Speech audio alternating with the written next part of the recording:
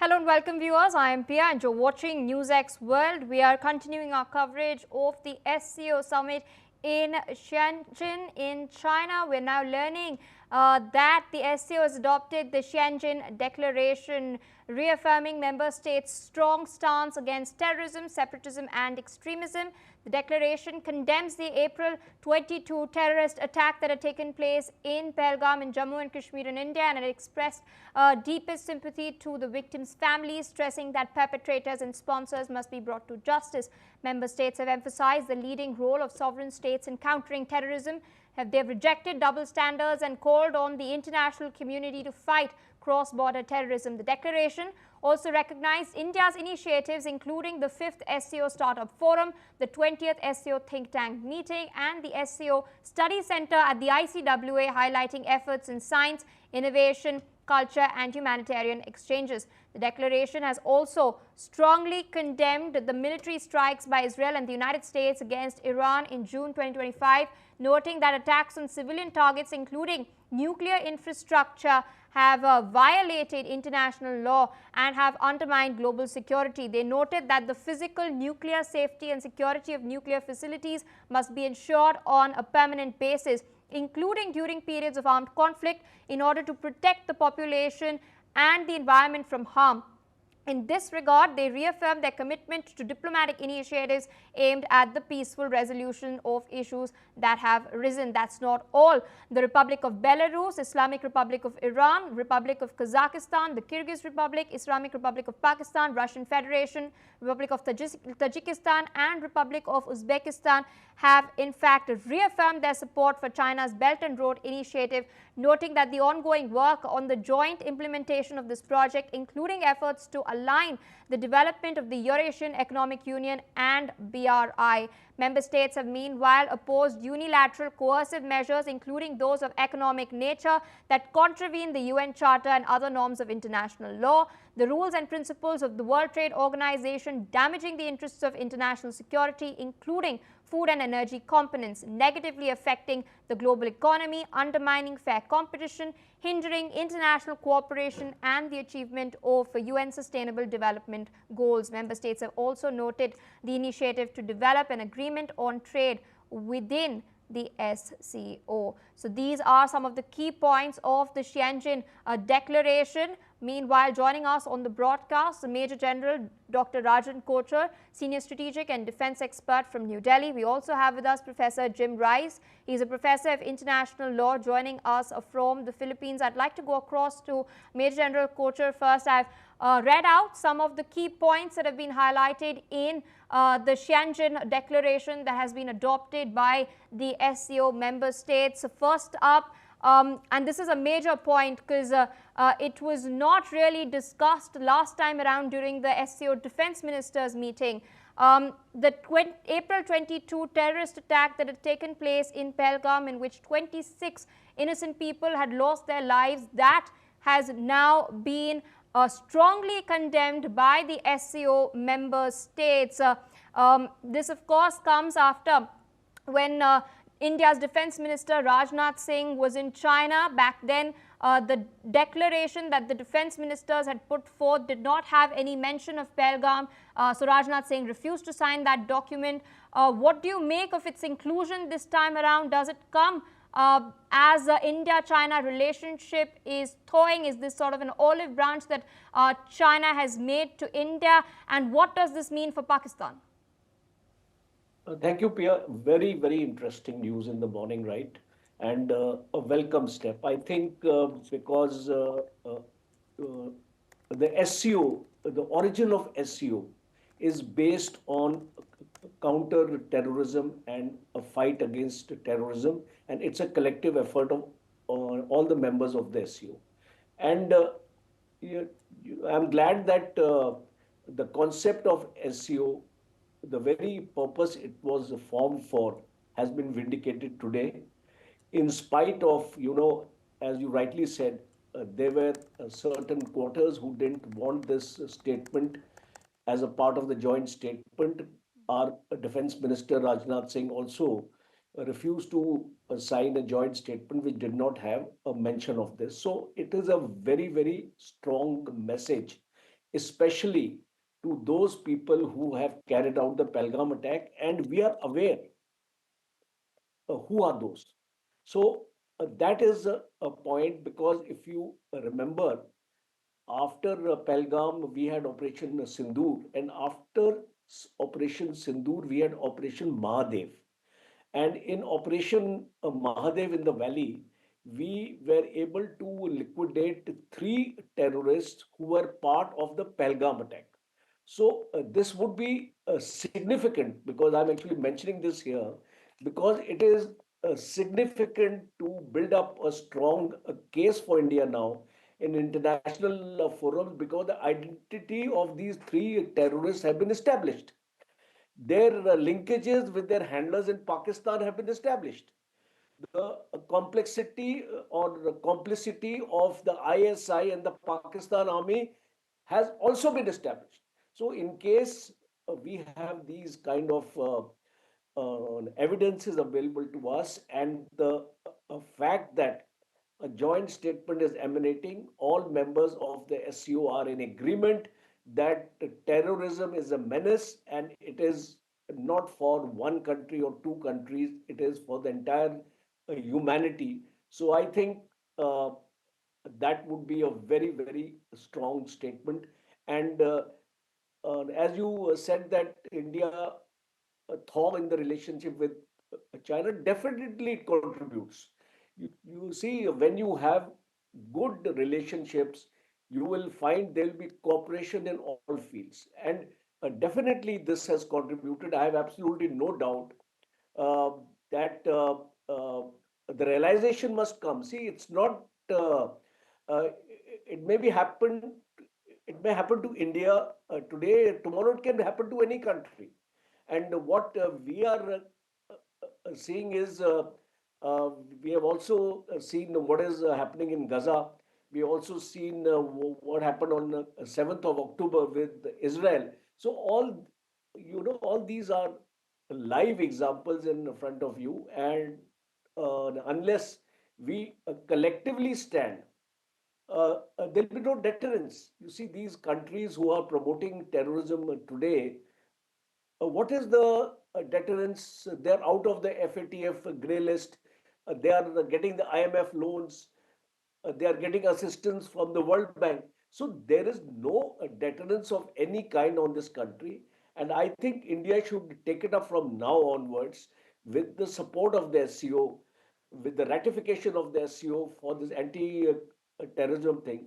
And my last point is the other aspects of the war of which happened between Israel and Iran, and I'm glad that there is a condemnation on that. And the last point is about trade, because see, this SCO, uh, most of the countries here, especially the Central Asian republics, have joined the SCO basically to improve their own economy, to improve the trade of their country. And the Belt Road Initiative, I believe so, has been helping them a lot. So I think China is pushing its own agenda also. Being a leader of the SCO summit here, China is pushing its own agenda of trade. It would also be discussing Afghanistan also, because China is trying to expand into Afghanistan, where the CPEC is going to come up, and it will be extension of the CPEC in Pakistan. So I think overall, uh, as far as terrorism is concerned, I welcome this statement. All right, so apologies for interjecting. I request you to hold on to your thoughts, because I will be addressing all of these major highlights point by point as well. I'd like to rope in Professor Jim Rice into the discussion. Professor Rice, there are some interesting videos circulating on social media that were recorded at the summit. Yesterday evening, after the dinner was held in Tianjin, when the Chinese president was leading the Russian president away, we'd seen that the Pakistani Prime Minister Shehbaz Sharif had reached out to Xi Jinping, but somehow he was ignored. And today as well, there was another very interesting visual as the Indian Prime Minister Narendra Modi was in deep conversation with the Russian president. We can see that photograph on our screen, Shehbaz Sharif in the background, not looking very happy. We do know that when Operation Sindoor successfully neutralized 9 terror camps and 11 Pakistani air bases after Pakistan escalated the fight. They ended up approaching the United States of America in order to reach out to India, in order to establish a channel to reach out to India. Meanwhile, we do know that the Chinese, during this entire process, they were ignored. In the meantime, the reputation of Chinese air defense systems such as the HQ-9, that was dented as well. So did all of this make Xi Jinping miffed? And is the inclusion of the condemnation of the Pahalgam terror attack a diplomatic win for India?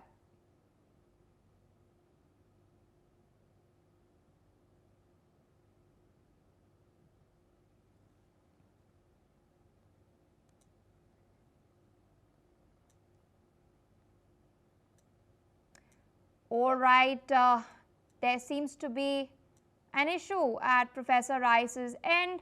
Meanwhile, I'd like to take that question with Major General Rajat Kochar, sir, if you could answer that.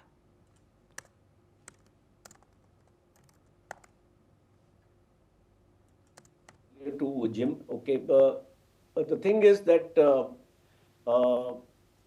this Pakistan, all this body language you are actually mentioning, I would like to comment on this body language. This body language means a lot. You see, very few people observe the handshakes, the patting on the shoulder, and the hugging of each other. You know, it reflects your emotions with the other you person, and it reflects on the relationship you enjoy with the other countries. If you take a comparison, the way Z and Modi met, and the way the handshakes were being done, it was Z who was actually shaking Modi's hands a number of times, uh, rather than the other way around, because normally Prime Minister Modi does that. So that was an indication that Z wants Once to come. again, for interjecting you, I'm so sorry. It seems that there were earlier connectivity issues with my colleague and our senior executive editor, Megha Sharma, but she's joined us on the broadcast. Megha, I hope you can hear me. Walk us through some of the key highlights of the Tianjin Declaration. You know, the number one takeaway from the declaration that has been adopted by the SCO member nations is the condemnation of the Pahalgam terror attack that took place in Jammu and Kashmir, and that has been India's push for the last so many months to spread the message across the globe, to unite countries in the resolve, in a global resolve, in the resolve of the member nations of the SCO to condemn this attack and to stop the perpetrators and eliminate them from spreading violence, from spreading hatred, and from spreading extremism, separatism, and terrorism. And that is the number one big success for India over here. The number two point that has been raised, in fact, that was one of the key constituents of the declaration that has been adopted, is with regards to the condemnation and the unanimity with which the member nations have condemned the United States of America and Israel for the attack on the sovereign nation of Iran. So there are no nuances over here. There is no dilly-dallying and sidestepping.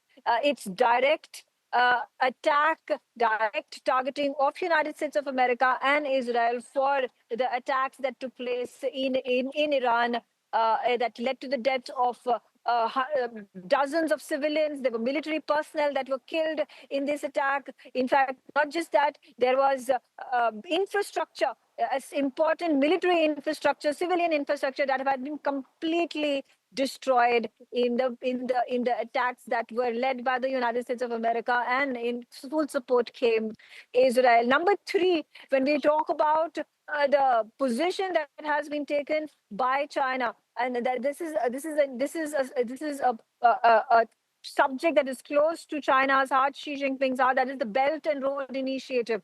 The countries, but barring India, there is Iran, there is Iran, there is Turkey, there is Azerbaijan, there is Pakistan, of course, that have supported China in its Belt and Road initiative. India has been conspicuous by its absence in supporting this particular aspect of the declaration, but it still finds its mention in that entire declaration document that has now been adopted. Not just that, Russia has in fact gotten what it wanted to, because the all the 10 SCO member nations have supported Russia when it goes out and says that the Ukraine Russia war that has been going on for 3.5 years is not the result of the alleged Russian invasion into Ukrainian territories on the eastern border. It is in fact, number one,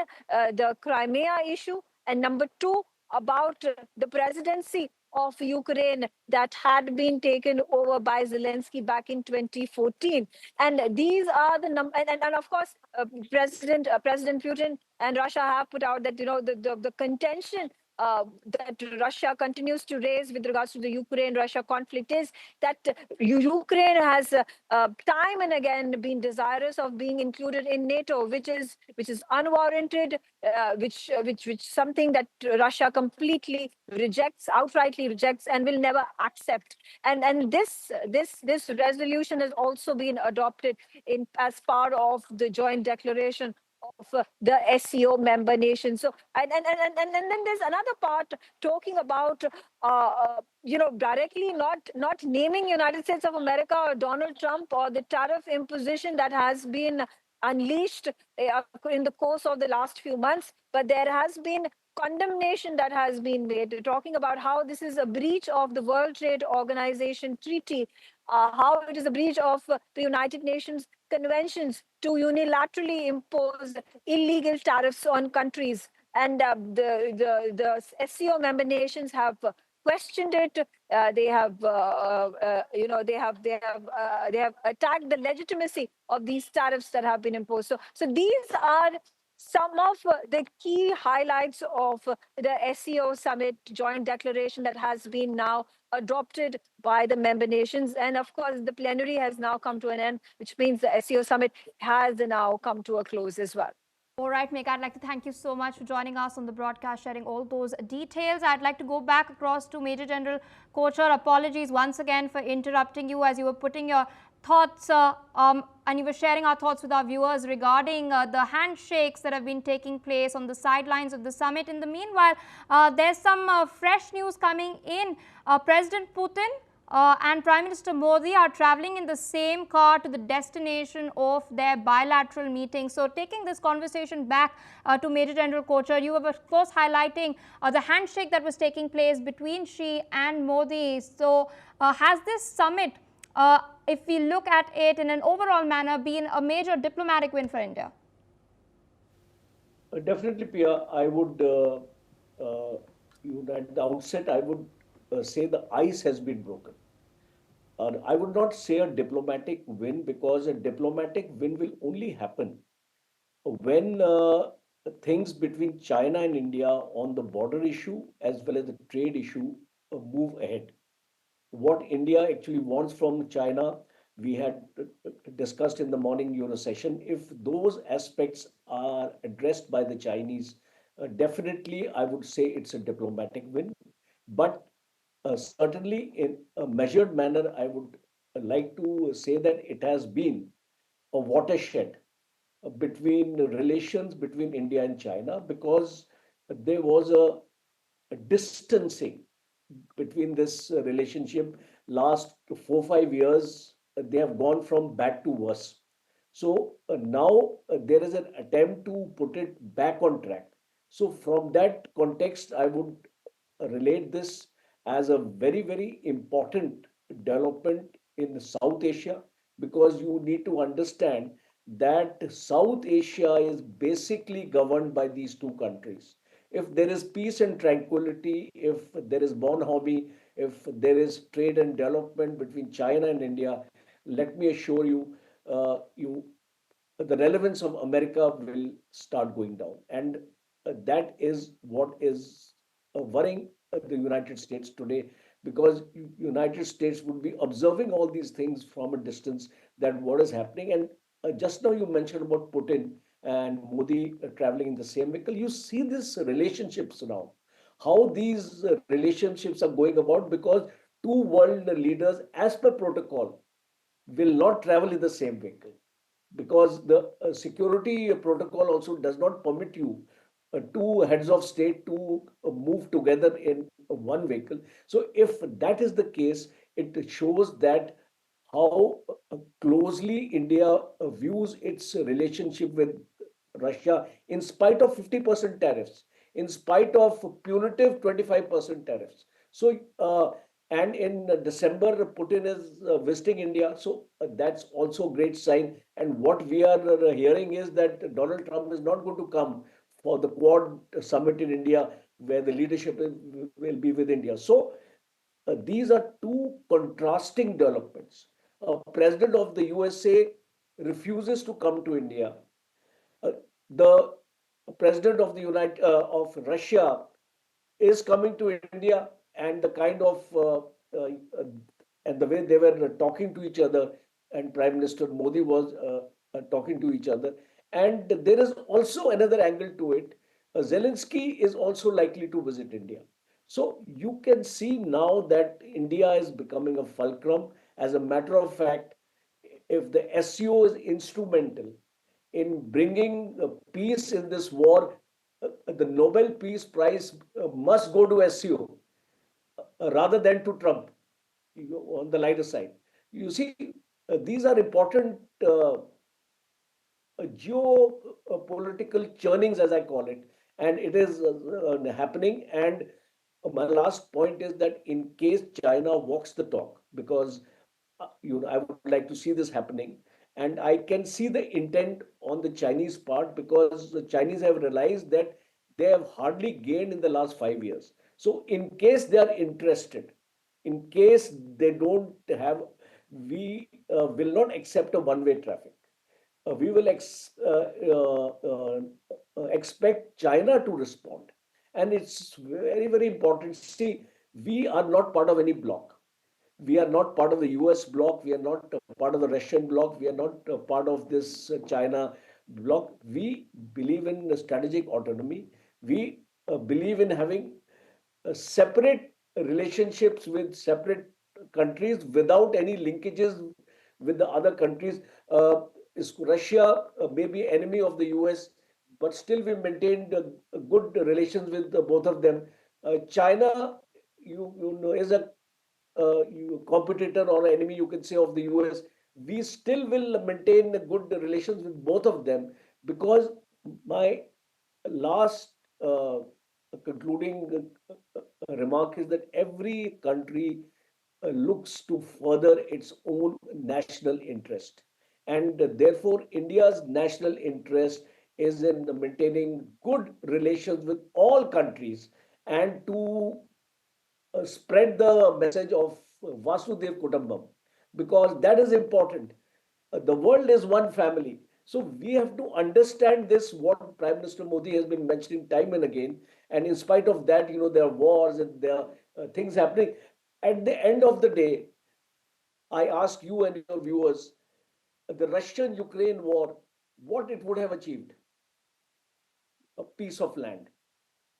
The Iran and Israel conflict with the US also coming in. Will you stop Iran from making a nuclear bomb? If Iran decides to do that, you will not be able to do that in spite of any amount of sanctions and wars you can take. So ultimately, if one realizes a war is not going to lead you to a solution of problems, you have to get together through a dialogue and diplomacy, because that is the key for the future.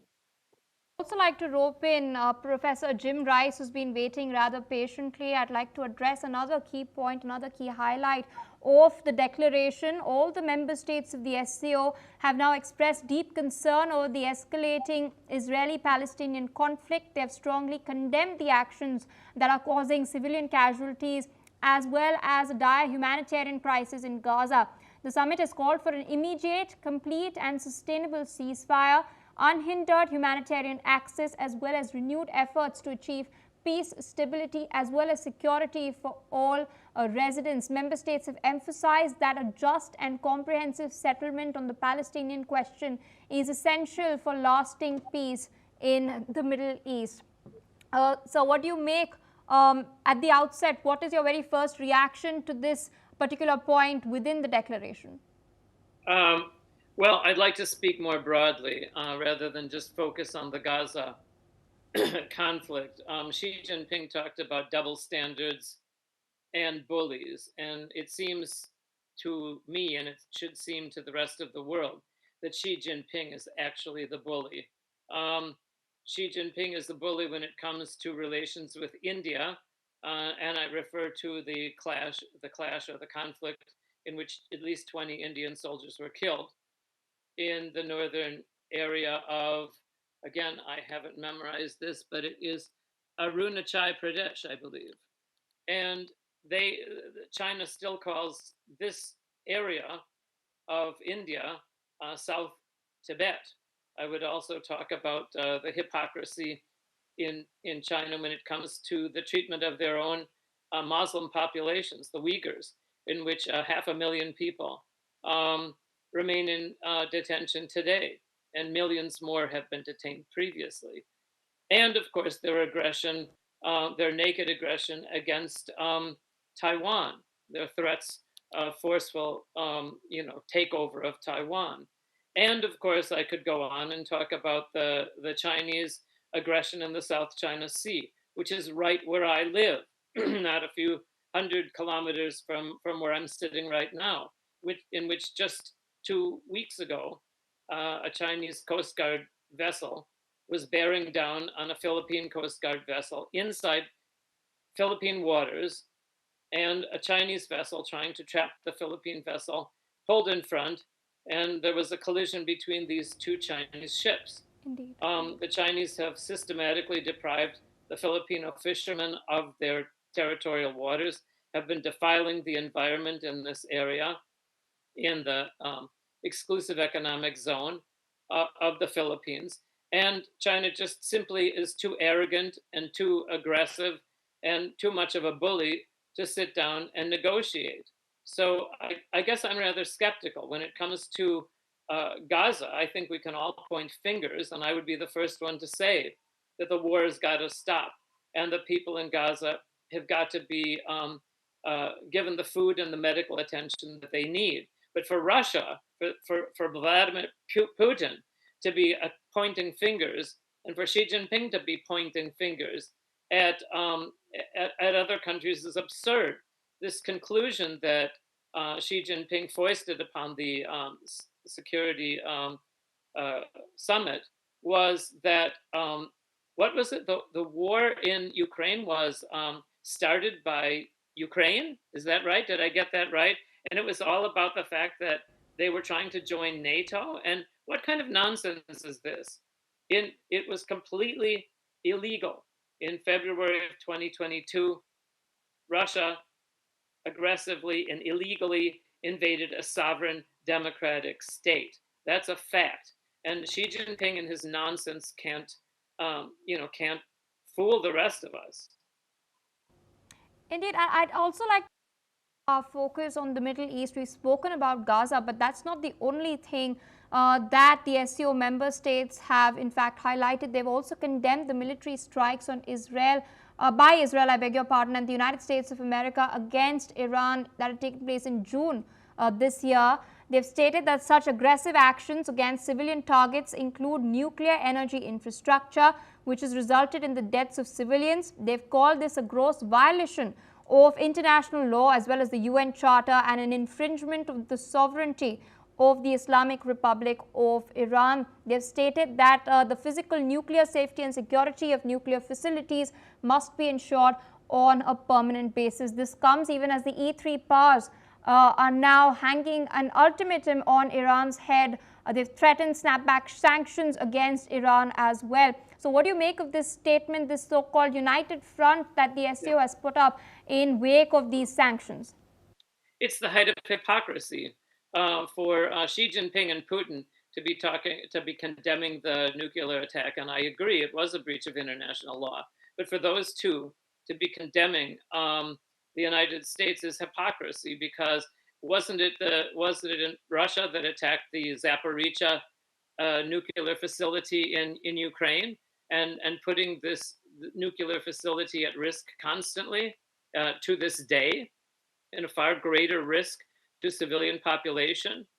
So, I mean, it's well and good for them to point fingers at others, but they should look to themselves. Again, for a country like China that's engaged in genocide of the Uyghurs and the Tibetans, by the way, for the last 60 years, it has no place. I totally and categorically reject these statements.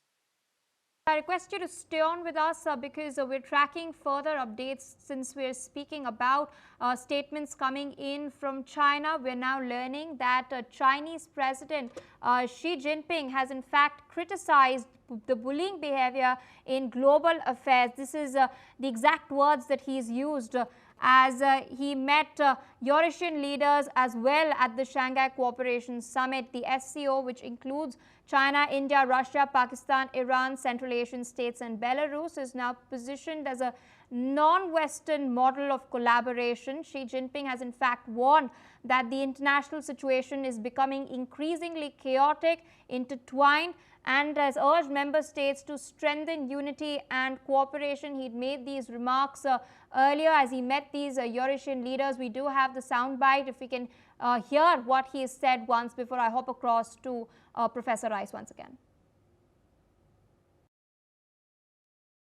For Xi Jinping to use the word bullying.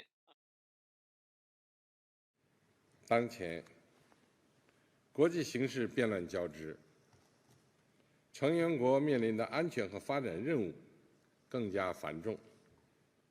四是坚持公平正义，弘扬正确二战史观，反对冷战思维，阵营对抗和霸凌行径。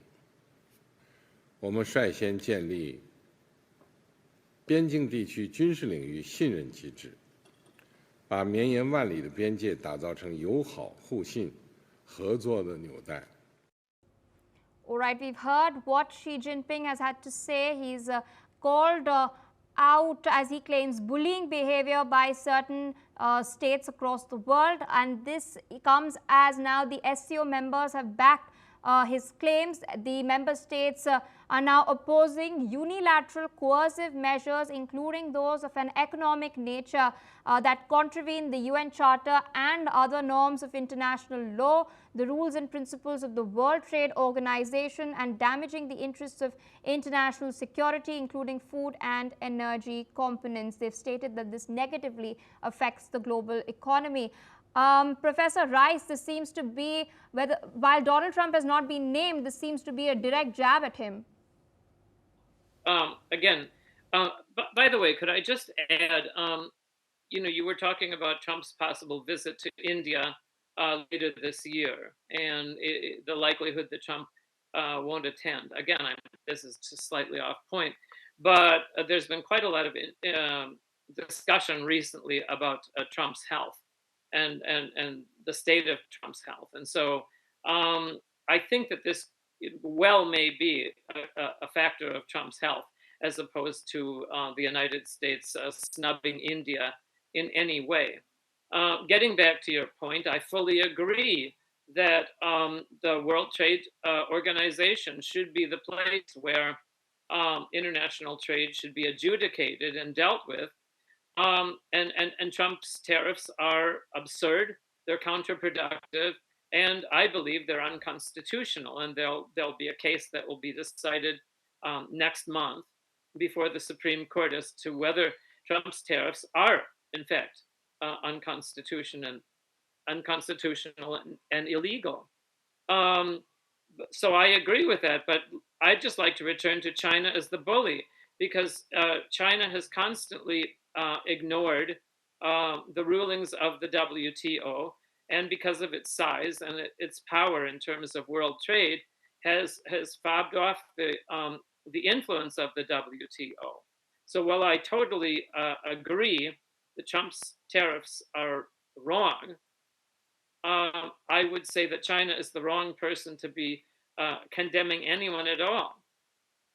Point, we have in fact seen countries suffering at the hands of, as experts claim, debt trap diplomacy on Beijing's ends. This is particularly related to countries who are part of the BRI. We've seen the Hambantota port in Sri Lanka having been taken over, and Nepal also now having to pay high interest rates on loans that it had taken from China. Not much headway having been made in the CPEC project as well. With that, I'd like to thank you, Professor Rice. I'd also like to thank Major General Rajan Kochar for taking our time sitting with us on NewsX World as we track these developments from Tianjin. We will continue to showcase more news and updates from across the world. Stay tuned for more NewsX World.